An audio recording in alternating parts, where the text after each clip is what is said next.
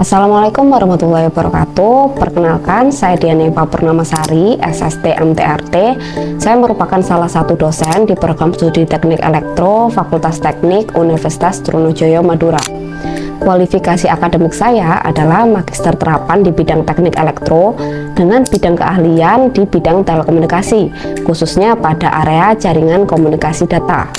Saat ini, saya mengampu beberapa mata kuliah yang berkaitan dengan telekomunikasi, diantaranya jaringan dan komunikasi data, kemudian ada dasar sistem telekomunikasi, serta sistem komunikasi analog dan digital. Dalam kesempatan kali ini, saya akan menampilkan cuplikan video pembelajaran di dalam kelas untuk mata kuliah jaringan dan komunikasi data. Mata kuliah jaringan dan komunikasi data adalah mata kuliah inti di program studi teknik elektro yang membahas tentang prinsip-prinsip dasar komunikasi data, arsitektur jaringan komputer, serta perangkat dan media transmisi yang digunakan untuk membangun sistem jaringan. Video ini saya buat untuk melengkapi persyaratan sertifikasi dosen tahun 2025 pada pernyataan diri dosen dalam unjuk kerja Tridharma Perguruan Tinggi atau UPDD UKT-PT dalam bidang pengajaran. Assalamualaikum warahmatullahi wabarakatuh. Waalaikumsalam warahmatullahi wabarakatuh. Oke, jadi sebelum kita memulai mata kuliah hari ini, alangkah baiknya kita berdoa dulu ya. Silakan berdoa menurut kepercayaannya masing-masing. Berdoa dimulai.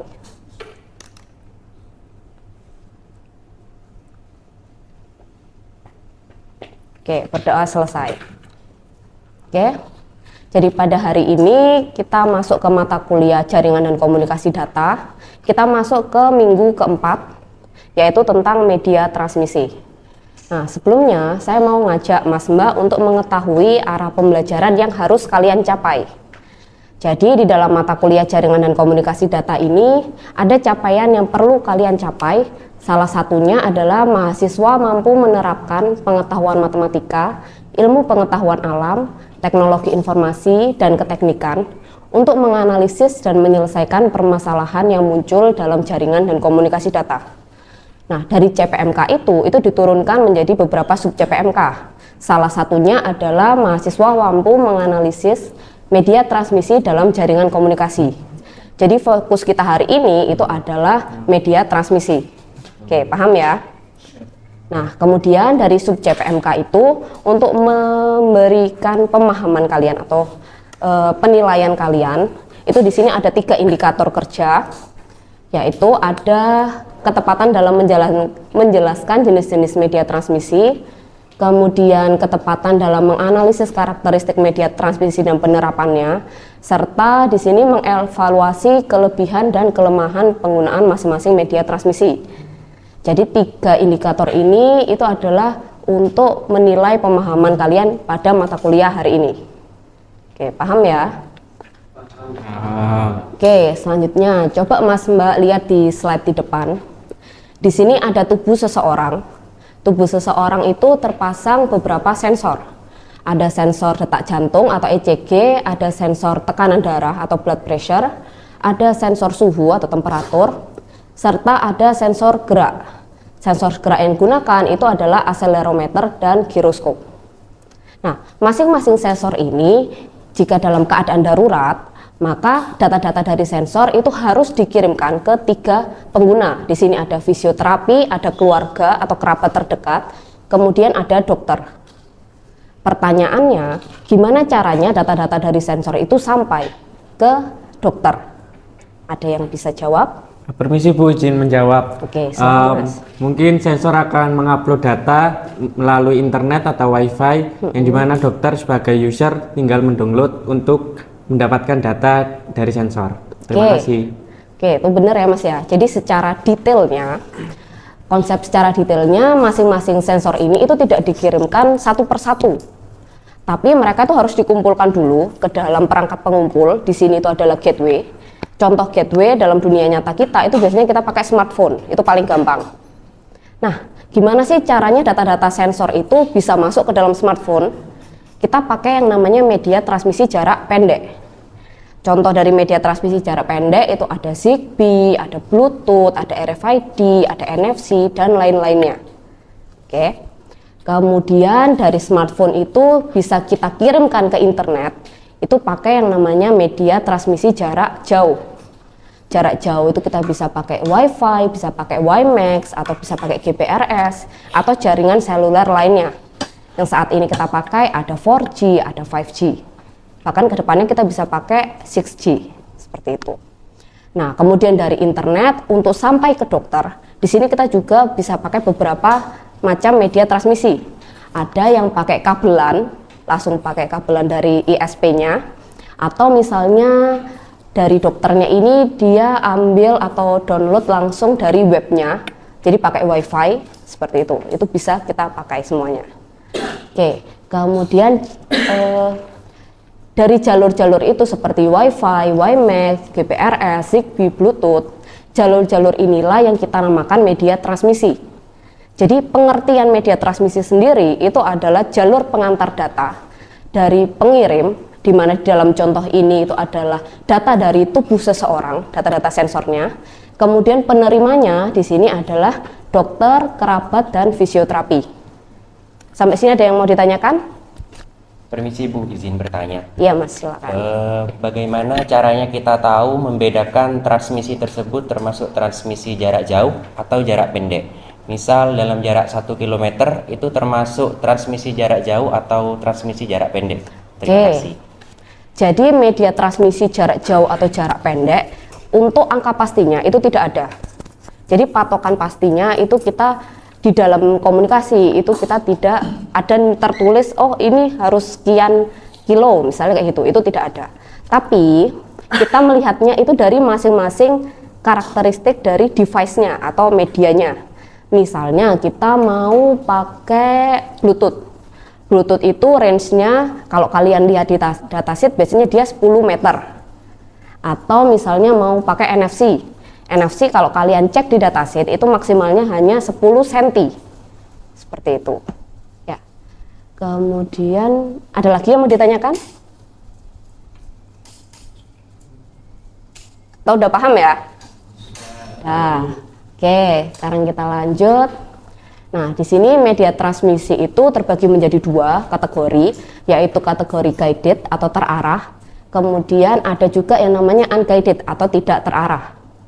Di mana di media guided ini, itu medianya berupa kabel fisik.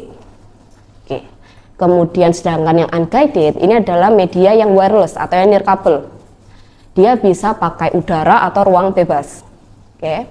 Kemudian untuk fleksibilitasnya di sini untuk kabel sendiri itu tergolong rendah. Karena kalau kalian mau komunikasi, anggaplah dari fakultas teknik mau ke fakultas hukum. Berarti kalian harus mengolor kabel dari teknik ke hukum. Seperti itu. Sedangkan kalau kita pakai yang nirkabel, kita bisa lebih fleksibel. Kita pakai router di sini, kemudian nanti masuk ke internetnya misalnya di rektorat. Nah, itu nanti langsung masuk ke fakultas hukum. Dia akan lebih fleksibel. Kemudian untuk keamanannya, di sini untuk kabel jelas lebih aman. Karena untuk kabel sendiri itu sangat susah untuk diretas. Nggak mungkin kan kabelnya itu mau kalian potong. Kayak gitu. Kalaupun kalian potong, datanya pun tidak akan keluar. Ya kan? Sedangkan untuk yang nirkabel, di sini rentan penyadapan. Jadi ada beberapa serangan yang banyak di dalam komunikasi yang nirkabel, contohnya misalnya ada man in the middle attack, ada spoofing, ada sniffing, kemudian ada DOS misalnya kayak gitu. Jadi ada beberapa banyak yang dia masuknya ke media yang nirkabel seperti itu. Kemudian untuk mobilitasnya, untuk kabel itu terbatas, sedangkan untuk yang unguided atau nirkabel dia tinggi. Contoh untuk media kabel, di situ ada kabel UTP, kabel STP, kemudian ada kabel koaksial dan ada kabel fiber optik. Oke. Sedangkan untuk yang nirkabel di sini ada WiFi, ada Zigbee, ada Bluetooth, ada infrared, ada NFC dan lain-lainnya. Mungkin ada yang mau nambahkan untuk teknologi yang nirkabel? Iya, oke, silakan. RFID boleh. RFID juga masuk yang unguided. Seperti itu, ya. Oke, kemudian kita lanjut. Nah, coba Mas Mbak lihat di slide ini. Di sini ada IndiHome, ada Icon Plus, ada Biznet, ada First Media, dan ada Kafnet. Di sini adalah penyedia layanan internet. Ada layanan internet yang sudah besar, atau misalnya kalau kalian tahu Kafnet, Kafnet ini adalah ISP yang ada di Bangkalan. Seperti itu. Jadi dia adalah penyedia layanan internet yang hitungannya dia termasuk lokal. Gitu. Nah, coba kalian pikirkan. Misalnya mereka ini itu pusat datanya misalnya ada di Jakarta. Kemudian gimana caranya layanan internet dari Jakarta itu nyampe di Bangkalan? Pakai fiber optik. Ya. Di sini kita pakai yang namanya fiber optik. Jadi fiber optik sendiri itu adalah kabel yang terbuat dari serat kaca atau plastik yang sangat-sangat tipis. Nah, untuk mentransmisikan data dalam bentuk cahaya. Jadi transmisi yang digunakan di fiber optik itu adalah dalam bentuk cahaya. Kemudian teknologi ini itu juga memungkinkan kecepatan tinggi. Kenapa kecepatan tinggi? Karena kecepatan cahaya itu adalah sangat cepat. Kalau kalian tahu ya. Nah, kemudian dan jaraknya itu bisa jauh tanpa banyak gangguan. Kemudian kalian lihat di sini untuk susunan dari fiber optik sendiri, di situ ada outer jacket, ada strand member, ada coating, cladding, dan di tengah itu adalah core. Jadi yang dimasuk serat kaca itu adalah letaknya ada di bagian core. Oke. Nah, untuk cara kerjanya sendiri, di sini awalnya sumber data itu kita ubah menjadi sinyal cahaya. Kemudian sinyal cahaya itu masuk ke dalam core. Kita pakai teknik yang namanya total internal reflection, di mana total internal reflection sendiri itu kita mengirimkan cahayanya bukan tegak lurus, tapi kita pantulkan. Kenapa kok dipantulkan? Biar datanya tetap stabil. Seperti itu. Nah, kemudian nanti di bagian penerimanya atau receivernya, biasanya kalau di dalam komunikasi kita pakai yang namanya fotodetektor. Itu yang paling gampang kalian jumpai ya. Fotodetektor ini dia mengubah cahaya kembali menjadi data. Jadi cara kerja dari fiber optik itu adalah seperti itu. Oke. Kemudian, nah di sini ada kelebihan dan kekurangannya. Pertama dari kelebihannya, fiber optik itu bisa digunakan untuk kecepatan tinggi, mulai dari gigabit per second bahkan sampai terabit per second. Kemudian jaraknya bisa digunakan pada jarak jauh. Di sini tanpa repeater pun bisa. Itu bisa mencapai 80 sampai 100 km. Kemudian tahan terhadap gangguan elektromagnetik. Kemudian ukurannya kecil dan ringan. Tapi karena kecil dan ringan itu dia rentan patah. Oke. Kemudian aman dari penyadapan. Sedangkan untuk kekurangannya di sini biaya instalasinya itu mahal. Peralatan-peralatan yang digunakan itu juga mahal. Kemudian dia lebih sulit dipasang dan diperbaiki. Jadi coba kalian bayangkan aja, misalnya serat kaca itu sudah kalian bengkokkan, pecah, gimana caranya dia bisa lurus lagi? Kalaupun dia bisa dibenarkan atau dibuat lurus lagi, itu kan pasti masih ada bekas bengkoknya, ya kan? Dan itu mempengaruhi untuk transmisi data, seperti itu. Kemudian juga membutuhkan konversi dari sinyal listrik kita ubah ke cahaya, seperti itu. Oke, kalian bisa lihat Mas Mbak yang di depan slide ini. Di sini ada GoPay, ada Imani, ada Galaxy Smart Tag, ada Shopee Pay, dan ada Akses by KAI. Kalau di sini kalian semua pakai ya? Nah, semua pakai. Nah, kira-kira media transmisi yang digunakan apa ya? Izin menjawab, Bu. Oke, silakan Mas. Kemungkinan RFID.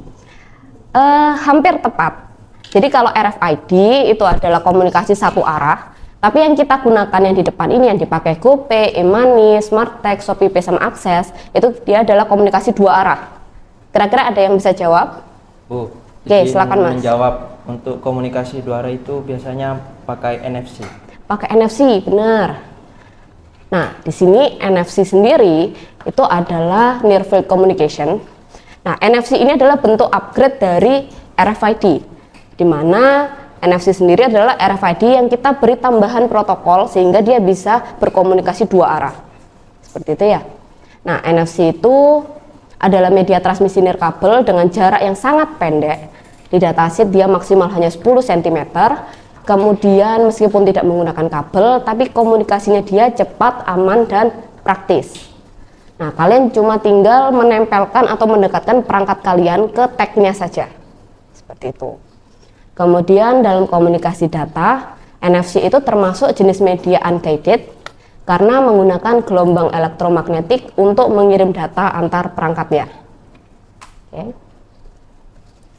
Sampai sini ada yang mau ditanyakan? Belum? Belum ada. Oke. Nah, di sini ada kelebihan dan kekurangannya. Jadi untuk kelebihannya sendiri, NFC itu adalah dia cepat, dia praktis, kemudian hemat daya, kemudian aman secara fisik karena dia tersimpan di chip HP kalian biasanya. Kemudian responsif dan real time. Dan terakhir dia adalah multifungsi.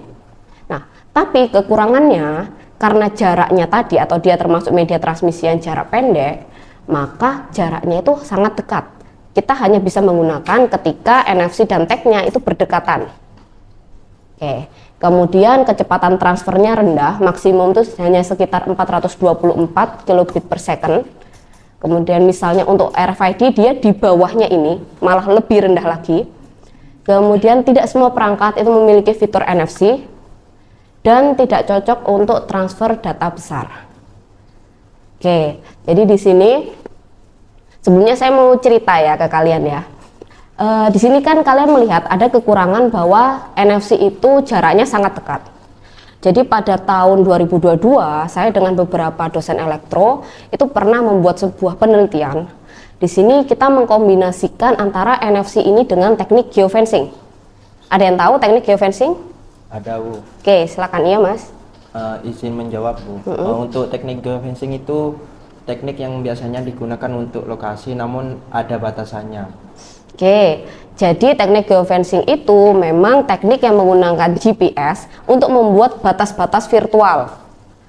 Kita contohkan misalnya di Fakultas Teknik, saya membuat aplikasi khusus yang bisa diakses hanya di Fakultas Teknik. Maka ketika kalian berada di FKIP, di FISIP, di pertanian atau di rektorat, kalian tidak bisa mengakses aplikasi tersebut. Oke, sampai sini paham ya? Nah, kemudian kaitannya dengan NFC sendiri, karena NFC ini ada kelemahannya yaitu jarak. Di sini kita para dosen itu mencoba membuat kekurangan itu menjadi keunggulan. Memang benar dia tidak bisa untuk jarak jauh, otomatis NFC itu tidak bisa untuk mendeteksi sebuah lokasi. Tapi di sini NFC itu bisa kita gunakan untuk verifikasi atau autentikasi terakhir di bagian akhir, yang memastikan apakah memang benar produk ini itu memang sesuai seperti itu. Contohnya gini, kan di sistem penelitian saya buat aplikasi verifikasi produk halal tapi secara digital. Jadi misalnya ketika kita anggaplah kayak kawasan Ampel. Kawasan Ampel di situ kita anggap kawasan Ampel itu adalah kawasan halal. Semisal seperti itu ya. Nah, berarti secara pakai teknik geofencing kita buat Ampel itu kawasan halal. Nah, tapi kita tidak tahu kan apakah barang-barang yang dijual di sana itu adalah halal. Apakah mereka memang terdaftar halal? Kayak gitu. Akhirnya untuk verifikasi terakhirnya kalian bisa datang ke Ampel, kemudian kalian ambil produk-produknya, kalian scan pakai NFC kalian. Nah, di situ kalian baru mengetahui, oh produk ini loh ternyata memang dia punya sertifikasi halal. Kayak gitu. Nah, penelitian ini itu kami terapkan untuk UMKM di Bangkalan. Itu. Oke. Kemudian, nah, kalau kalian mau lebih tahu tentang NFC, jadi di sini saya dan beberapa dosen teknik elektro itu pernah membuat sebuah buku dari hasil penelitian itu. Di sini bukunya itu adalah Near Field Communication atau NFC untuk komunikasi data dan aplikasinya. Di dalamnya sendiri itu ada cara kerja, kemudian ada jenis-jenis, ada arsitekturnya, dan ada cara-cara atau implementasi teknologinya. Nah, misalnya kalian ada yang berminat untuk membaca, silakan kalian bisa datang ke ruang baca di lantai 2, atau misalnya kalian bisa ke ruang prodi langsung pinjam ke saya. Itu ya. Oke. Nah, sampai sini masih ada yang mau ditanyakan untuk media transmisi? Jadi hari ini kita sudah belajar media transmisi yang guided, kita ambil contohnya adalah fiber optik. Kemudian media transmisi yang unguided kita ambil contoh adalah NFC. Oke, sampai sini paham? Atau ada yang mau ditanyakan, ada yang mau didiskusikan? Paham ya? Oke, kalau paham, nah di sini karena kalian tadi bilang paham, kalian harus tahu dulu juga bahwa media transmisi yang sebenarnya kita pelajari ini itu bukan hanya sebuah konsep gitu. Karena anggapannya ketika kalian belajar sesuatu, kalian akan mengira oh ini cuma teori, kayak gitu. Padahal media transmisi sendiri itu memang berdampak langsung pada solusi nyata yang memang kalian gunakan di kehidupan sehari-hari. Karena setiap harinya kalian pakai wifi, kalian pakai paket data, kalian misalnya pakai bluetooth atau pakai airdrop seperti itu. Dan itu memang kita gunakan. Jadi saya perkirakan kalian seharusnya sudah bisa untuk membedakan kira-kira media transmisi itu apakah dia bentuk yang jarak jauh atau jarak pendek, atau misalnya nanti kira-kira kalian bisa menganalisa juga ya. Oke, di sini saya ada tugas untuk kalian. Jadi saya mau menilai pemahaman kalian untuk materi hari ini. Saya akan berikan beberapa link video nanti di Google Classroom. Jadi nanti untuk PJ-nya, PJ kelasnya minta tolong dibagi anak kelasnya ya, biar rata dapat videonya. Nah, nanti silakan kalian identifikasi medianya, kemudian kalian jelaskan mengapa media itu dipilih, kalian berikan kekurangan, kelebihannya. Kemudian nantinya hasil analisis itu kalian kumpulkan di Google Classroom.